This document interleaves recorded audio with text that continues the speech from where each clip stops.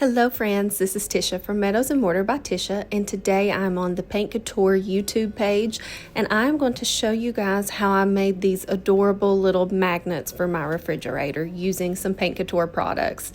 And some of the products are new, including this new Ivory resin from Capital Crafts, one of the Paint Couture Paint product lines.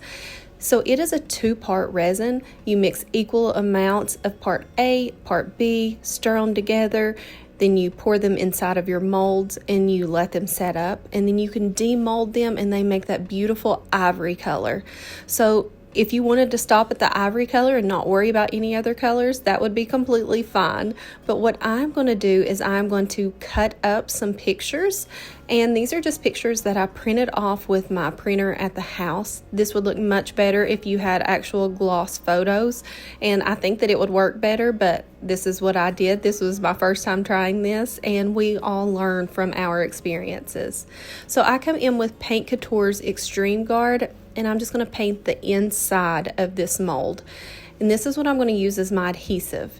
Now you can see that I had cut out the size that I needed of my photos, and then I'm just taking my fingers and I'm just making sure that it's all set in there in the Extreme Guard so that I'm getting a good seal on this.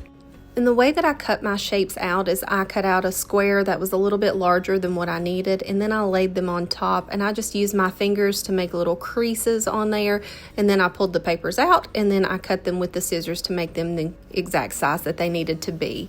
And each one of these are a little bit different. They're all different size magnets that I'm going to be making. These were redesigned with Prima molds, but you can use any kind of mold that you like that has like this sort of frame border thing on it. And then I just used some magnets that I got from Walmart. They have a sticky back on them, and I just put them on the back of each one of these. And if this is where you like for it to stop, then you could absolutely stop and just use the ivory. But I'm using these beautiful new Lux Metallic colors from Paint Couture Paint.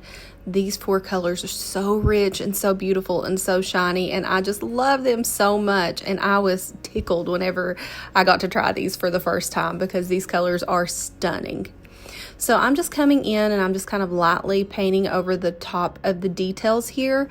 And this is just one of those things that's really going to make this feel special. I tried to, use an according color depending on which child or which animal that I was putting this on. So our little puppy right there, Ember, she's a little girl, so I used pink for her. You'll see for my daughter Lily, I used pink for her. My boys Holden and Parker, I used some of the darker colors on them and with my husband. And I just thought that this was just a good mix of colors, and it looked beautiful whenever they were all together.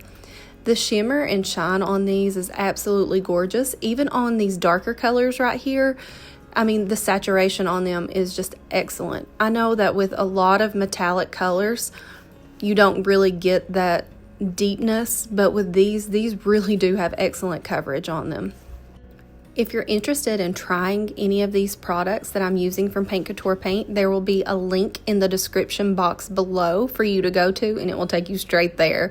You won't have any work to do. You're just straight on their website, and it will have both the resin and it will have these metallic paints on there. But as you can see, I'm just dusting the top of these and sort of the corners, and then I use my fingers to kind of smear it in together so that it's just heavier on the corners and then it's lighter in the middle. But you can do this however you want. I just wanted to make sure that that beautiful ivory color was peeking through and that we could still see all of the details of that as well.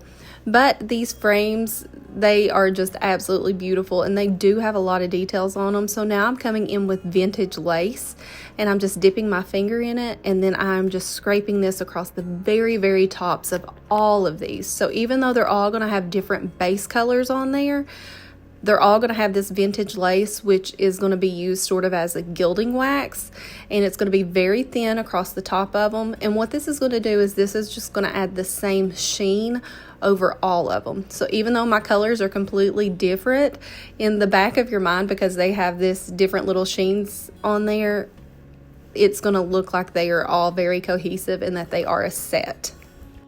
but because I'm using my finger and I'm using less product on this is going to be a little more transparent than what the other colors were whenever I was using, you know, a little bit of a larger amount and using a brush on them.